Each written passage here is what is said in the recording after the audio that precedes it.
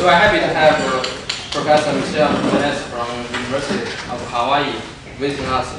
So she's a number theorist and associate professor at the University of Hawaii. Prior to earning a PhD in mathematics, she completed a master's degree in deaf education with emphasis on mathematics. She has worked as a project director at the Educational Development Center in Massachusetts and currently collaborates with the College of Education at the University of Hawaii in teaching and developing mathematics courses for pre-service teachers. As a mathematician, she has run numerous workshops and conferences in number theory and dynamics, and we are very happy to have her here, and the title is on the board. Thank you. Thank you very much for the invitation to come. It is lovely to get off the island and onto another island, I guess. Very long. Yeah.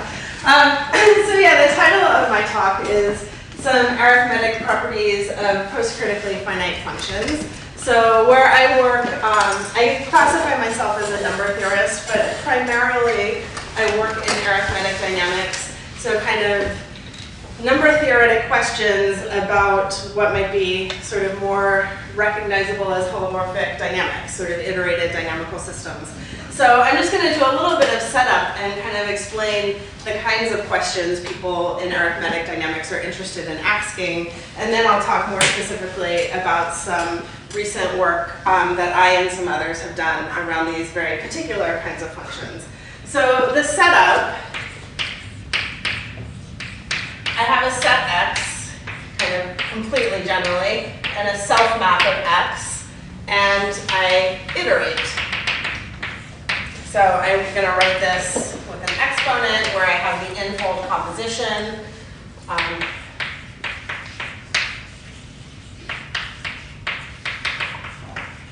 And so usually, not always, I'm going to take X to be just the projected line over some algebraically closed field. So K is going to be some field of number theoretic interest. And I'm not going to worry too much. There's a lot of times there are qualifications that theorems I'm going to say won't work in characteristic 2 or maybe characteristic 2 or 3, and I'm not going to worry about details of that much. But so K is just some field, and I look at the projected line, so that, just meaning ordered pairs where the two numbers are both in the algebraically closed field, they're not both 0, and up to projective equivalence, right? So if it's the same point if I multiply by some non-zero constant. So that's the set that I'll usually worry about. And the morphisms, right, as the morphisms of this world in algebraic geometry, they have to be given in coordinates by polynomials. So f of a point is going to be given by, let's say, capital F, capital G, where these two are going to be defined over my field of interest. They're polynomials, sorry, it's not x1, and they're homogeneous of the same degree, which I will probably completely neglect to say for the rest of the talk. I'm always going to assume the degree is at least 2. We don't worry about the linear ones. And I want them to have no common root in an algebraically closed field. So there might be better chalk there. I put it. There's darker chalk, so which chalk? This? Yeah. Yes. It comes out darker, yeah. Okay. Sorry. Okay. So now everything will be darker. That's right on. That's right. Oh yeah, that's much better. Wow, this is soft. Okay, so in order for this to be a morphism of P1, right, these two can never simultaneously vanish. So that's kind of the general setup. And I'll just note that when I'm working over P1, right, I can take this and I can dehomogenize everything, and I can think of F as just being a rational function in one variable over the field, and I sort of move back and forth between those images in my head kind of at will. So I will, not be particularly careful or pedantic about those changes. So what kinds of number theoretic questions might one ask about this setup?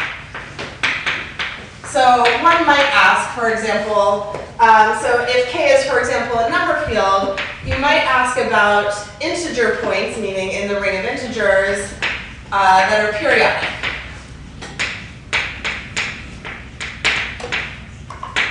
So by periodic, right, I start with a point alpha, I iterate, f of alpha, I iterate again, and after some number of steps, I come back to where I started. So there exists some positive n where when I iterate, I come back to where I started. But not just ask about periodic points, but ask about ones that live in the ring of integers, for example. I might ask about rational points, k rational points, that are pre-periodic.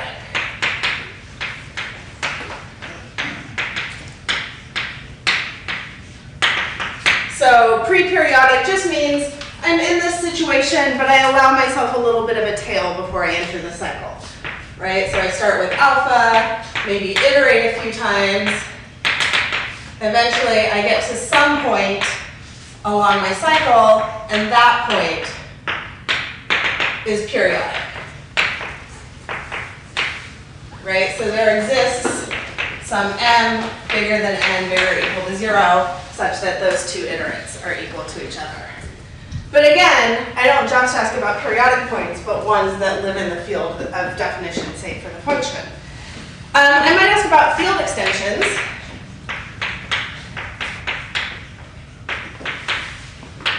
Generated by these periodic points. So for example, I take my field K, and I can throw in all of the solutions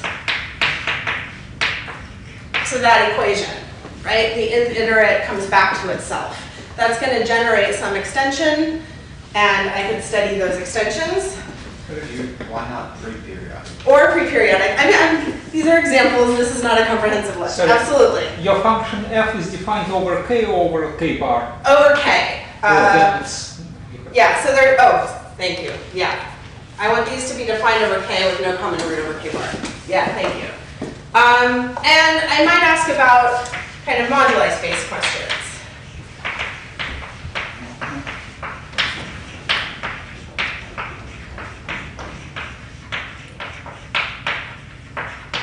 And then there's all kinds of things that come out of thinking about moduli spaces where the points in the moduli space parameterize the functions that I care about.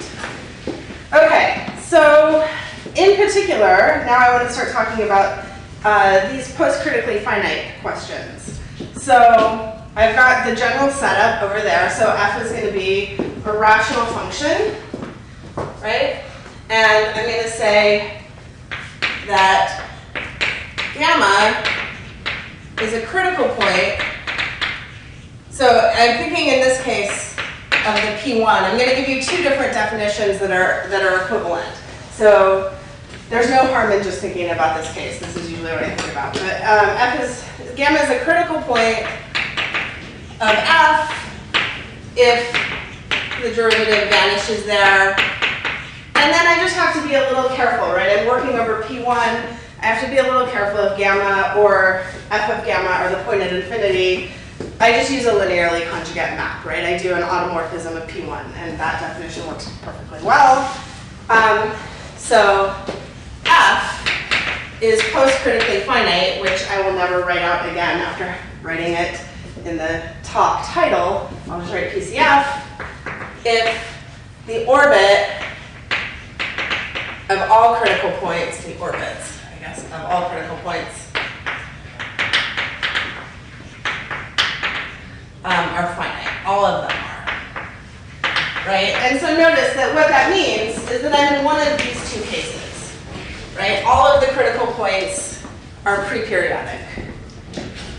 Okay, so this is kind of the P1 definition. So more generally, I'm going to give you I probably won't talk about this definition again until the very end of the talk. The gamma is in K bar. Yes. Absolutely. Yes.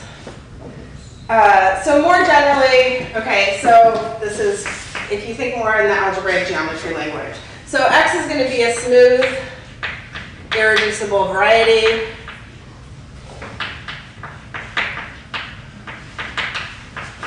And F is going to be a finite morphism on X.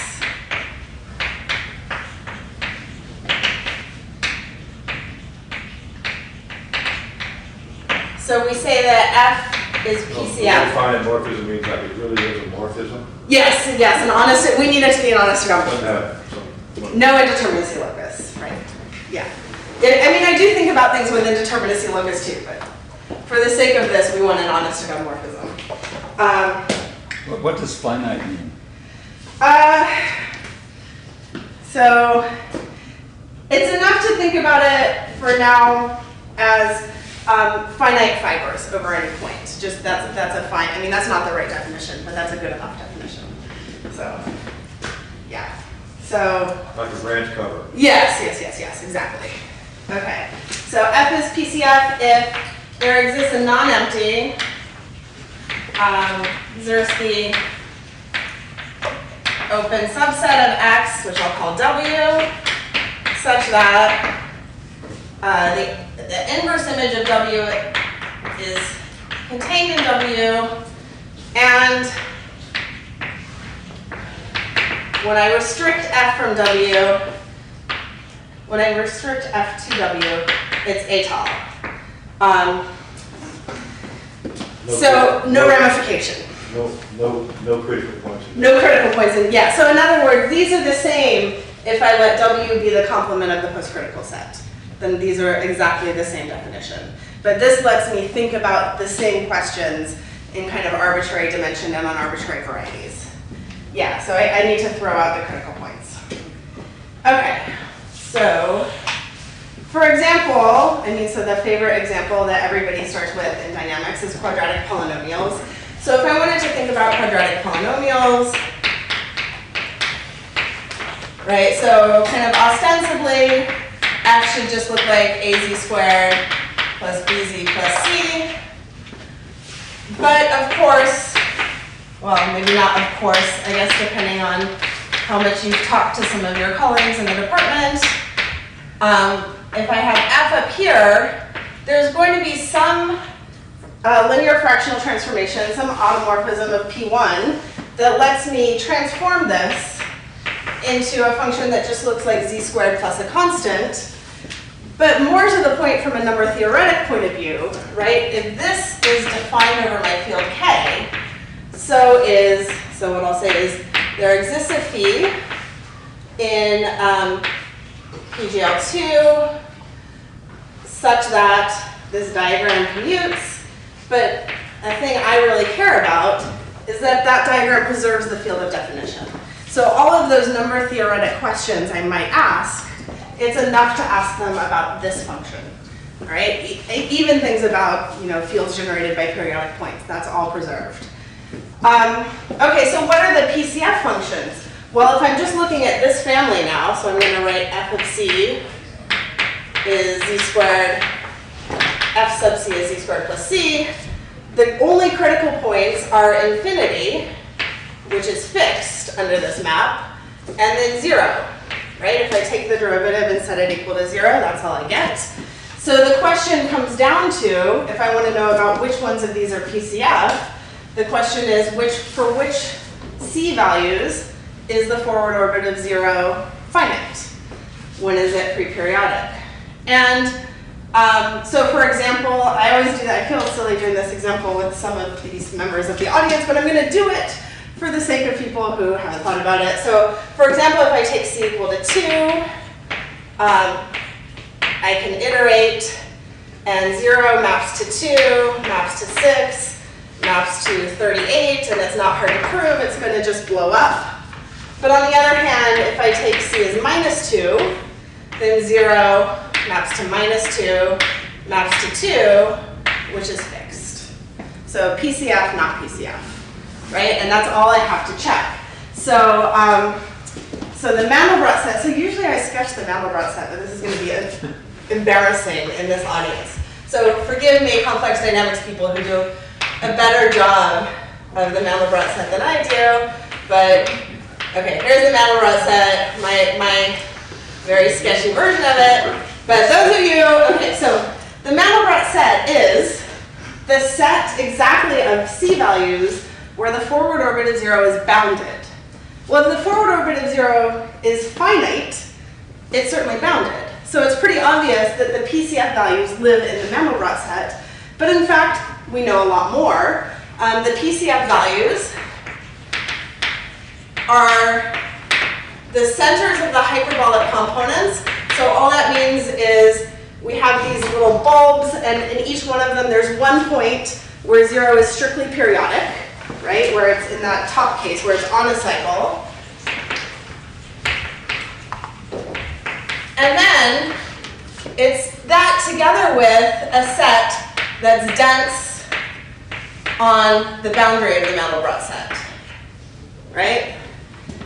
So what have I done? So let me sort of put this now back in language the way I think about it. So the complex plane is a moduli space for quadratic polynomials, right? Every point in the complex plane gives me a quadratic polynomial of this form, and that's all of them up to conjugacy. So it's a moduli space for quadratic polynomials up to conjugacy. And what I've just described is the locus of PCF maps inside that moduli space. Okay, so here's, I'm gonna just alter my diagram slightly. Okay, f is no longer gonna be a quadratic polynomial. F is gonna be just any function on P1. And if I sort of allow phi, so f is gonna be any function on P1 defined over k. Phi is gonna be anything in PGL2.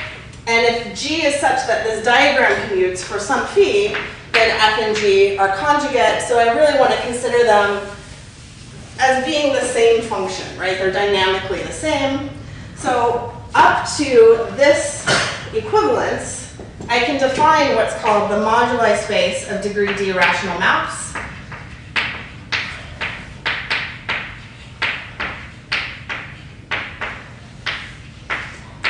And so it's a moduli space of maps up to this conjugation equivalence. For people who think about algebraic geometry, I'm not going to talk about this at all, but it exists as a nice geometric quotient in the sense of GIT. It's an affine integral scheme over Z. It has dimension 2D minus 2, where D is the degree of the map. So we know some things about this space. We don't know as much as we would like to know about it, but we know some things about it. So a natural question would be, what's the locus of PCF functions inside this space? And well, it's not a completely open question. I'm going to partially answer it in a moment.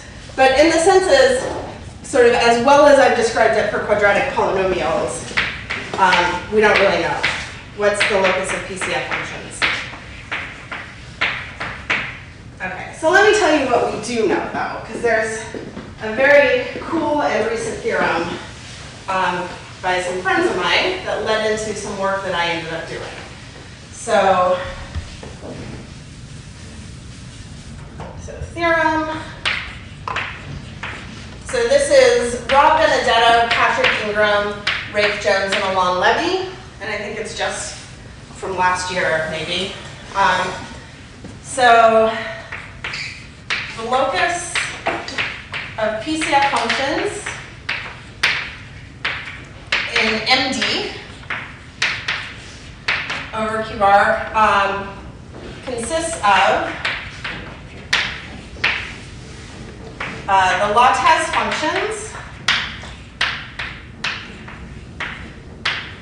with a set of bounded height. Okay, so in order for you to appreciate how deeply cool this theorem is, I have to tell you what two things are. I have to tell you what Lattès functions are and what it means to be a set of bounded height. So let me very quickly tell you that. So for the sake of this talk, an elliptic curve. Could you read the statement again? I'm sorry, I'm trying to go quickly. The locus of PCF functions of degree D, so in the moduli space of degree D functions, consists of lattice functions, which I'm about to define, together with a set of bounded height. So it's a union, just like it's a union of two things over there, it's a sort of discrete set, these centers of hyperbolic components, and this dense set on the boundary. It's sort of kind of a curve of of functions together with a kind of discrete set of functions. It's a similar kind of statement. Okay, so an elliptic curve is just going to be the set of solutions to an equation of this type where I require that the cubic on the right side has distinct roots. And if you like pictures, this is an elliptic curve over C. And either this or this is an elliptic curve over R, depending on whether the cubic has 1 or 3 real roots. Okay, but it's a curve. And it's got other nice properties. But so a function of lattice type is the following. I have an elliptic curve. I have an endomorphism of the elliptic curve. I have a finite map to the projective line. That means it's additive map, right? It can be there. They have. So you can have. There's rigid lattice functions and there's flexible lattice functions. So you said that phi is what kind of map? It's just an endomorphism. So it could be. It doesn't have to be a group. It doesn't have to respect the group structure necessarily. You could still make these flexible lattice functions that. So I could move something else after the point of infinity if I wanted to. It could be. For elliptic curves with CM, I have more stuff than just. Just the confusion, is it endomorphism as a group or endomorphism as a curve? Yeah. So usually I think of it as a curve, but really you could let it be a little more general. Finite map to P1, and if I can fill in this diagram with a function down here, this guy is said to be of lattice type. So he comes from an elliptic curve, right? And in that case, he's definitely going to be PCF. So those are PCF functions. Okay, and what it means to be, so now let me give you a crash course. If you went to the complex numbers, would it be something simple? Would what be? The phi or psi, whatever the thing is. It's just going to be. Linear map? Yeah, okay, well, that's what I was asking. Okay. Oh, I'm sorry, Very simple. Yeah, if you look at sort of the fundamental domain for the, think of it as sitting in the complex. Yeah, exactly. Okay. So now let me tell you very quickly about heights. So I'm just going to define and explain it a little bit over the rationals and then ask you to take my word that this all extends nicely to number fields. So if I take, I'm going to define the height of a rational number. So I'm going to write it as a over b in lowest terms. And that's just the max of absolute A, absolute B. Right, so what this really is, it's a measure of the arithmetic complexity of the point. So for example, the height of a half, right, is 2. The height of the very nearby point, let's say 1,000 over 2001, is much bigger.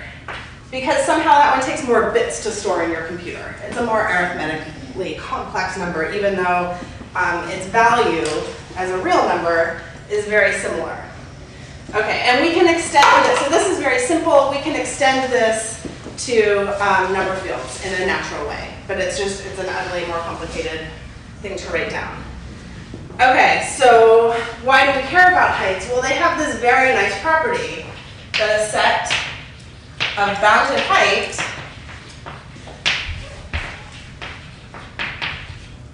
is finite.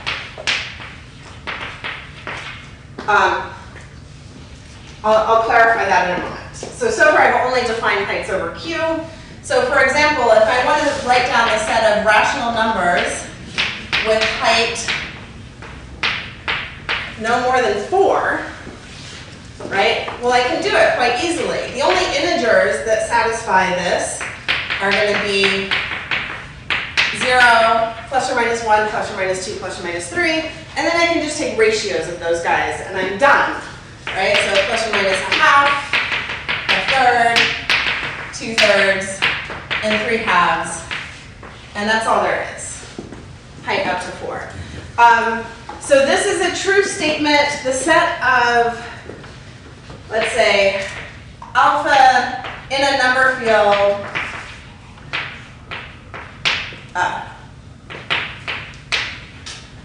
it's not true, for example, over Q bar. But it is true if I sort of fix the degree of my number field, then the set of numbers in that. It's still too fast for me. Yeah. How does this quantify? You give the bound on the height, or you say all bounds? I'm confused. Okay, so let me write the proper statement then. Okay, so I'm going to fix a bound on the height and a bound on the degree. Then the union over all number fields that have degree no more than d of alpha in that number field that have height no more than b is finite.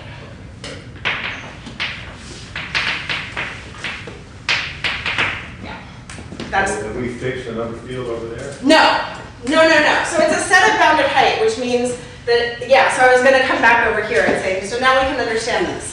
What does this say? This says that the PCF functions either come from Lattès functions or they are very rare.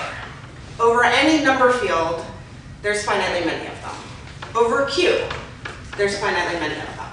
So this theorem here, you have to let the number fields go. Yeah, absolutely. There isn't any. Yeah. C goes to high degree extensions over that. Yes, absolutely. Yeah. Okay, are we good? Yeah. All right. Yeah, so in fact, okay, so I have one more thing to say. Oh, yeah, okay. Where am I going to go? I want to leave that. So I'm going to say like 5 words, I don't know. I'm going to say half a blackboard, a third of a blackboard, about how they proved it. A, because their proof is exceptionally cool, and B, because the techniques they used are actually useful for the thing I'm going to say next. So it lets me introduce a few things. So how did they prove this? Right? What does it mean to be a set of bounded height in this moduli space? So here, attached to any cycle, so here's a sketch of proof. So if I have a cycle, alpha goes to f of alpha, etc., and alpha repeats the nth iterate is itself, I could attach to a cycle just a number which is called the multiplier of the cycle. And the multiplier of the cycle, right, so is going to be, assuming n is the smallest number where I've come back and repeated, I'm going to take the nth iterate of the function, take its derivative, and evaluate it alpha. It's just a number. So I attach these numbers to the cycles, and it turns out there's this lovely theorem of McMullen that says that I want to say it the right way for what comes next. Okay, so I'm going to fix the degree d. Then there exists a k such that what I'm going to call the multiplier spectrum map, which I will explain to you in a moment, is finite to 1 away from the Lattès locus.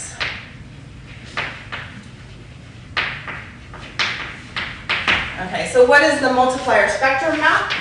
I'm going to call it lambda sub k. it goes from the moduli space of degree d rational functions to some, I'm just going to put a capital M, some high dimensional complex space, right? It's going to be big. And what does it do? It takes an equivalence class of rational maps, and it maps them to,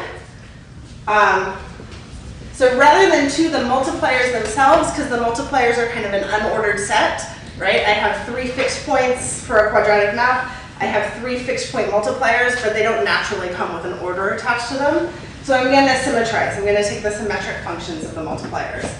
So the first symmetric function of the fixed point multipliers, the second symmetric function of the fixed point multipliers, and so on until I run out. And then I'm going to do the first symmetric function of the multipliers of 2 cycles, the second symmetric function of the multipliers of 2 cycles, and so on until I run out. And k tells me where to stop at k cycles. So the first symmetric function of multipliers of k cycles, the second What does it mean to be a multiplier of 2 cycles? I'm sorry? What does it mean to be a multiplier of 2 cycles? Of a 2 cycle, so it means I take my points alpha and beta that map to each other, right? And I take f prime of alpha times f prime of beta. And it's a number. It's a number that I attach to the cycle. And I mean, there's stuff to prove, right? You have to prove its conjugacy invariant. Oops, but it is. That just like shattered into a zillion pieces. Does that make sense? Yeah, so it's just a number that attaches to the cycle. Okay, so what do?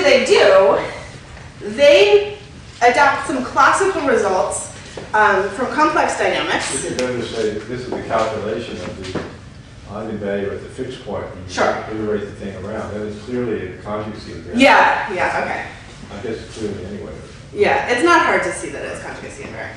Okay, so what these lovely men did is they adapted, so I didn't tell you how to calculate heights in higher dimensional, in higher degree number fields, but you need to worry about not just absolute values, but kind of p-adic absolute values. You have to worry about absolute values at every place. So they took some classical results in complex dynamics.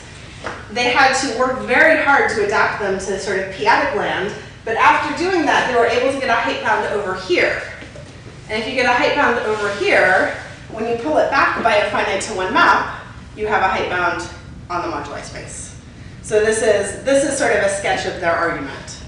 Okay? What's the theorem of it? Well, no, there's a finite to 1. Yeah, that this map is finite to 1 away from the law For test each functions. k. There exists a k, so for each d there exists a k. So how far I go depends on the degree of the map. Oh. And it's not effective. We don't know what k is beyond a few cases. And where does away from lattice come into this discussion? Because the lattice functions all have identical multiplier spectra, even if they're not conjugate maps. It's an it's a very simple theorem to And prove. that crushes it. Yeah, so you get a whole line basically of maps, right? The J line parameterizes elliptic curves. I get a line and they all map to a single point. So I have to throw those out. It's definitely not finite to 1 at that point. Okay, but we know, so I'll say, we know more. So MD I sort of said out loud but didn't explain what we know about MD. But in fact for M2, we know some more. We know that k equals 1 is good enough. Fixed points are good enough for M2. And the map is actually 1 to 1 in that case, not just finite to 1. So in fact, what I'm saying is we know very natural coordinates on M2. We can work with it very explicitly. And because of that, these guys were able to prove another theorem which says for M2, so same group of authors, if f is quadratic and PCF, then the height of any multiplier, height of any fixed point multiplier is no more than 4.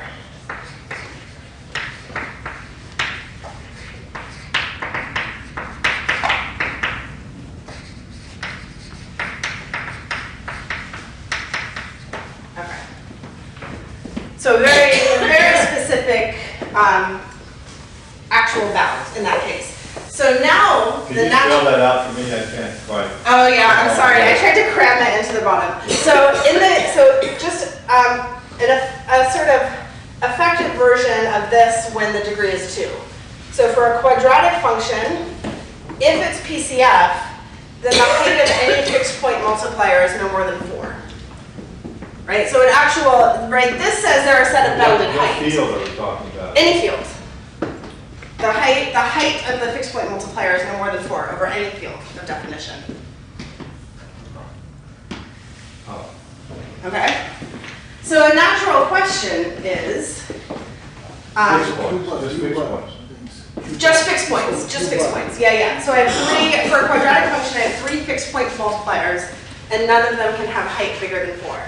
Sorry, this should be, for people who know about heights, sorry, that should be a capital H height. There's a And lowercase. fixed points are all you need over here, you said? Not necessarily. But I count the multipliers with multiplicity. So if I have a double fixed point, I write down its multiplier twice. Okay.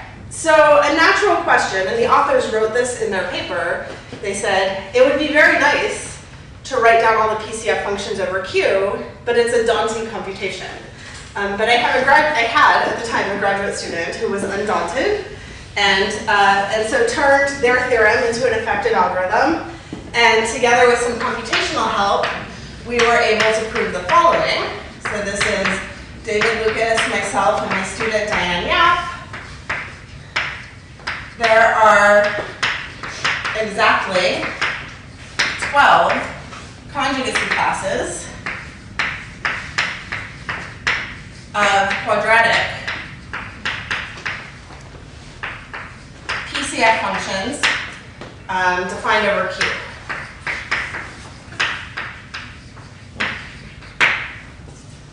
Okay, and for people who know some algebraic geometry or number theory, there's a theorem that there are 13 isomorphism classes of elliptic curves defined over Q. So this is sort of our motivation. This is a very similar statement. One of the kind of driving ideas in arithmetic dynamics is that somehow these PCF functions are kind of a dynamical equivalent of having complex multiplication, of being CM.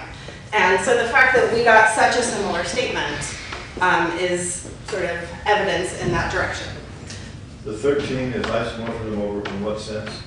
So the 13 is elliptic curves defined over Q up to isomorphism over Q bar. So I allow for the isomorphism to live in an extension, but both curves have to be defined over Q.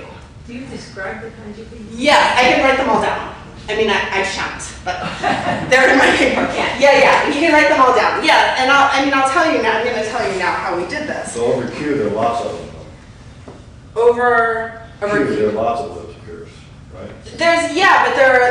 This is for CM elliptic curves, ones with complex multiplication. Yeah. Oh. Yeah, so the idea is that, similarly over Q there's lots of quadratic rational maps, but only 12 of them up to conjugacy are PCF ones. But the stupid about elliptic curves is for all elliptic curves over Q bar, find over Q and isomorphic over Q bar.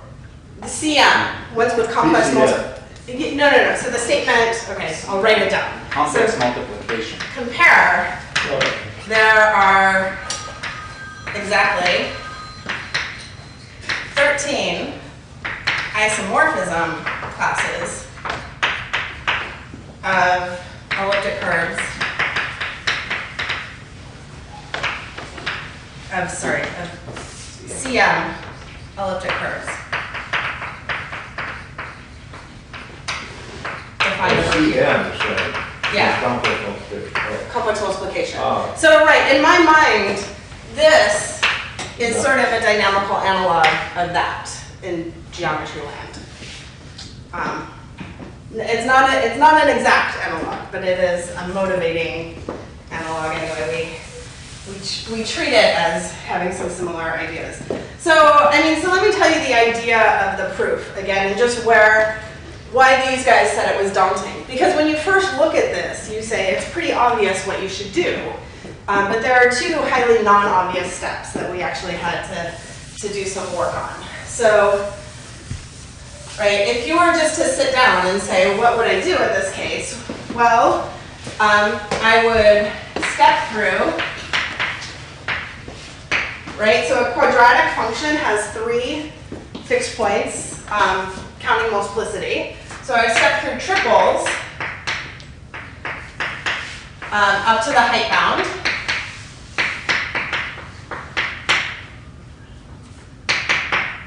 Well, 3, 1 at infinity and 2 finite.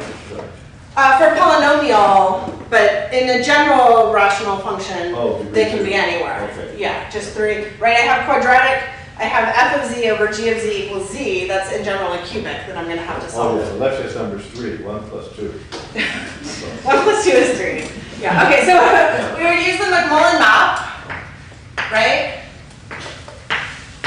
to build my function. And then we would test if that function is PCF, right? And this should be a finite computation because there's only finitely many of these. But there's, in fact, big roadblocks at each step. So roadblock number 1 is that these multipliers do not respect the field of definition. They don't stay in it. They don't stay in it, right? So I care about things defined over, where am I? Over Q. Where I can't find my theorem. I care about things defined over Q. These can be defined in as big as a cubic extension. So going from here to here, right, it's not clear how to build a function. Well, A, it's not clear how to step through things that could live in any cubic extension, and then how to build a function that lives in Q. So the fix is to use the symmetric functions.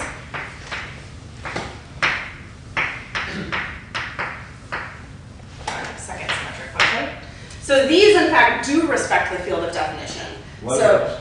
the symmetric functions, Oh, the yeah, so the same as in the McMullen map, just the first 2 things in that McMullen map. So they do respect the field of definition. The problem is that the height bound now, remember my height bound was on the multiplier. The height bound on the symmetric functions is horrendous. 12,000, I can never even remember what it is. 12,000 and something. 12,288. Right? So the height bound is gigantic. That's why it's still finite. It's a finite computation, but it's not at all trivial anymore. Not 12. It's not, yeah. And so then here, how are you going to test if something is PCF? Right? There's no theorem about how long the cycle might be. I can't just find critical points and start iterating, because I can never say, oh, it's not PCF, right? Maybe I just haven't entered the cycle yet. Maybe I haven't wrapped back around yet. So what we do here is kind of the standard thing you do in number theory is you sort of use what's called a local to global principle. So it turns out that, okay, so if I think about a finite field, right? If I move all of this away from the complex numbers to a finite field, there's only finitely many points. Everything is pre-periodic, right? If I find my critical points and start iterating, I am guaranteed to enter a cycle. And there's a theorem that we could prove about if the mod piece, right? So imagine I have a critical point, I iterate some number of times and enter a cycle, right? So the eventual period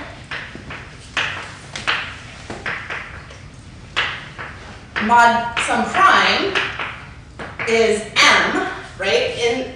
So the mod p period, I'm guaranteed to have such a thing. And I could relate that to then, if it's pre-periodic, there are only 2 choices for the eventual period globally. So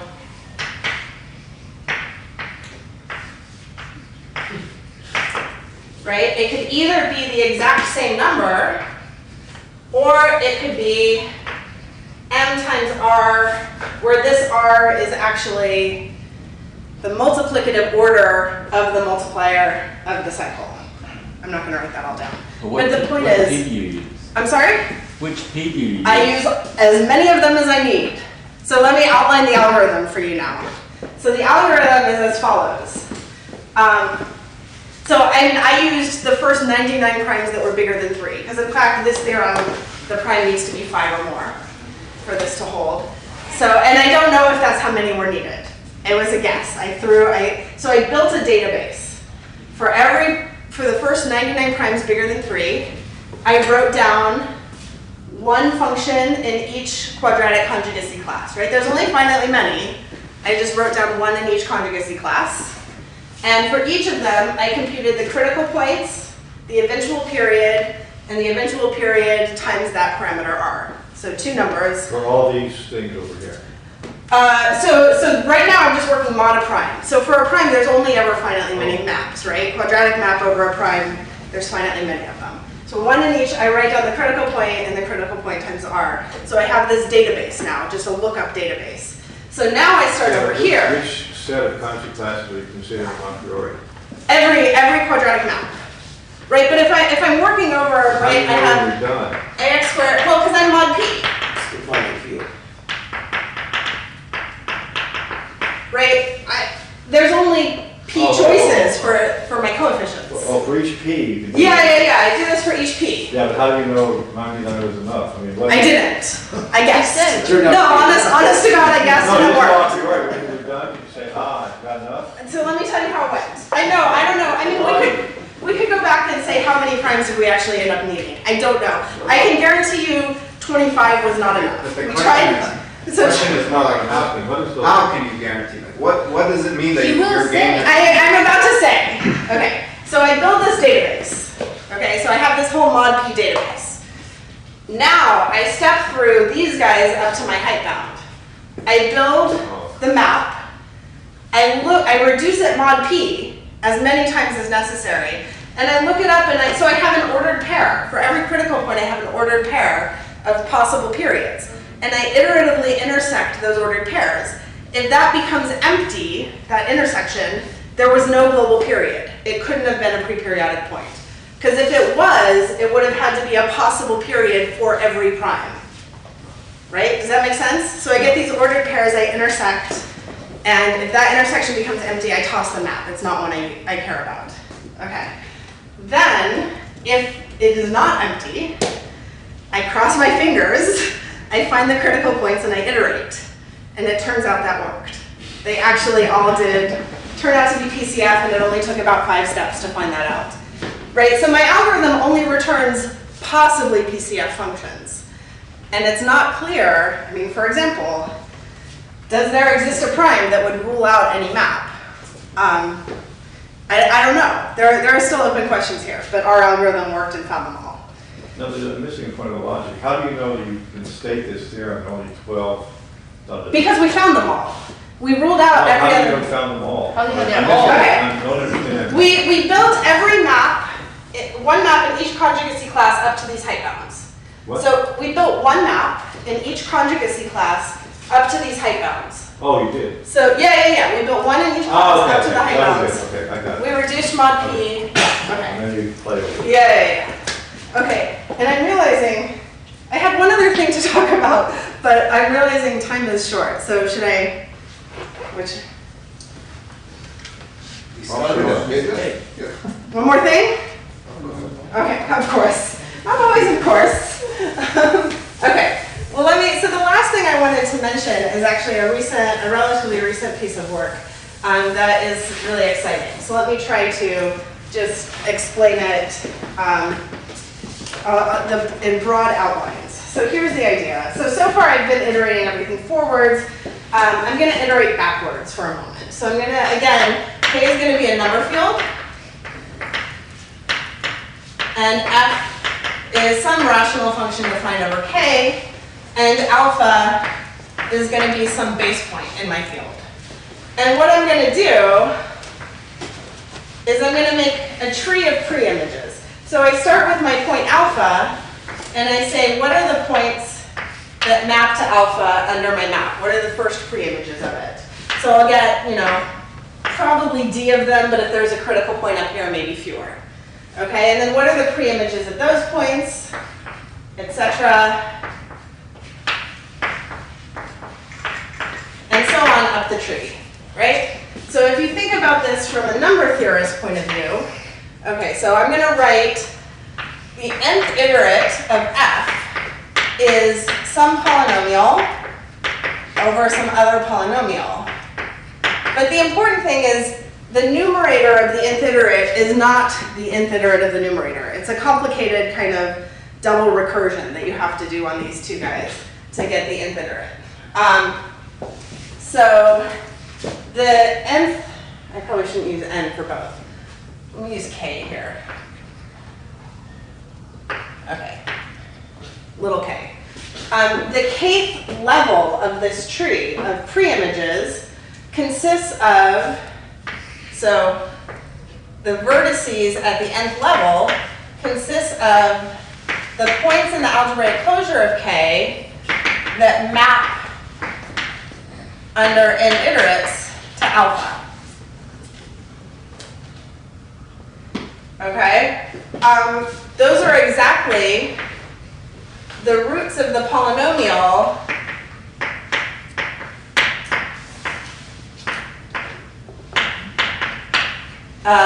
big F sub n minus alpha big G sub n. Right? So if I take my field K and I throw in these vertices, I'm going to call that K sub n. This is a splitting field. It's a Galois field. So and not only that, but right, these arrows are given by the action of my function, which was defined over K. So there's a tower of fields. They all contain each other, right? So I have K is contained in K1, is contained in K2, etc. I get this giant tower of fields. So it turns out, so one last definition, I'm going to let Sn be a set of primes where the field Kn ramifies. And I'm going to let S infinity just be the union of all those sets. Okay, so here's the theorem, which is in, oh gosh, am I going to be able to list? My field theory, that's good. These primes include in the bigger field, primes in the field also. Yeah. Well, they're just the ones that ramify, though, right? So they're primes that define the discriminant of the field. That's, yeah. Okay, so I'm going to try to list all the. So let me state the theorem, and then I'll tell you because the proofs. It's an if and only if statement with the proofs appearing in different papers. Okay, so F is PCF if and only if S infinity is finite. Okay, so which alpha though? any alpha. Alpha lives in my, this is the only requirement. If it's true for one, it's true for all? Yes. I mean, there's a slight, so I'm going to say, this is true in P1. Okay. So the forward direction is true in that more general sense of PCF that I gave you at the beginning, arbitrary variety, arbitrary dimension. And then it's not quite true for every alpha. It's true for a Zariski dense set. But we think it's true for every alpha and we can't prove it. We have an idea how to prove it. It depends on a theorem that one of my co-authors claims to have proven, but has not yet been carefully written up nor accepted. So we're not ready to say. But at modulo his theorem, it's true even for every alpha in arbitrary dimension, but it's certainly true for every alpha in P1. Okay, so the forward direction is due to Rafe Jones and myself, and almost simultaneously, John Cullinan and Khurshid Hajar, whose name I probably just misspelled. And the, F is PCF, yes. I'm making sure that I wrote the arrow the right way. Essentially what we do is we get an iterated discriminant formula for this polynomial, which is very ugly. But it actually turns out to be easy to analyze the primes that divide the discriminant of that polynomial. The primes that divide the discriminant of this polynomial are the following. They are the primes that divide the discriminant when n is 1, right, the first one. They are primes that divide the lead coefficient of the first f and the first g. And then they are primes that divide some iterate of the critical point, of one of the critical points. So if the f is PCF, at some point the orbit of the critical point starts repeating and I don't get any new primes ever again, right? So as soon as I go up high enough that my n is big enough that all of the critical points have entered their cycles, I never get any new primes ever again. Okay, so that's Why is the. that important to make it finite?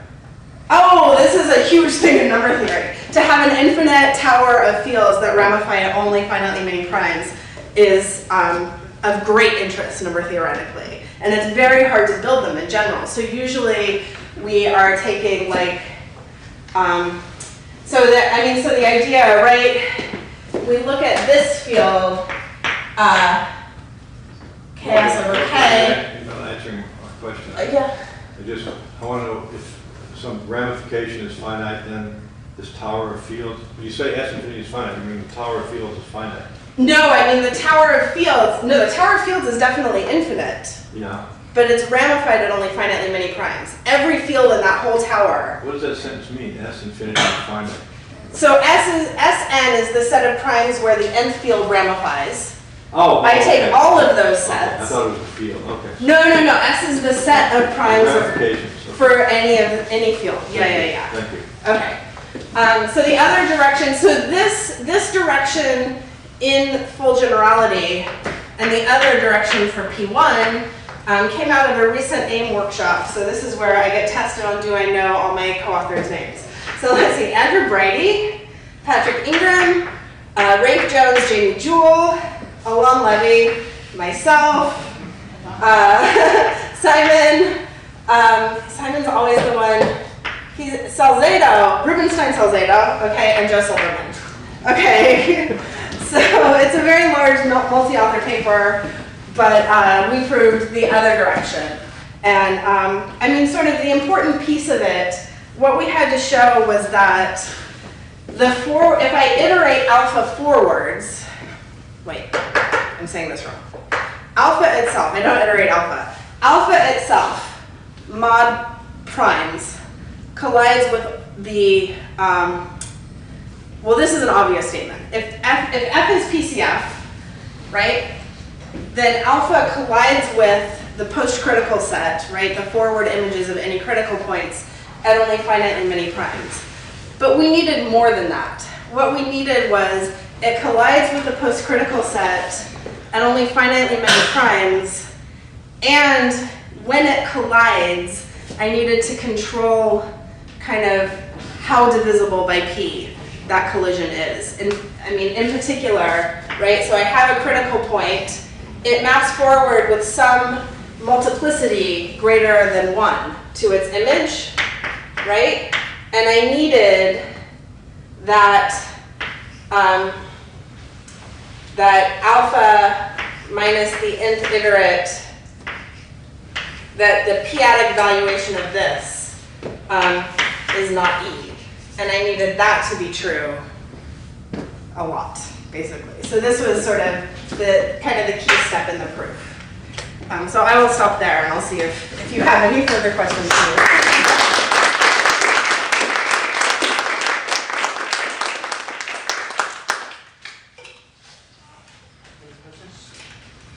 Yes.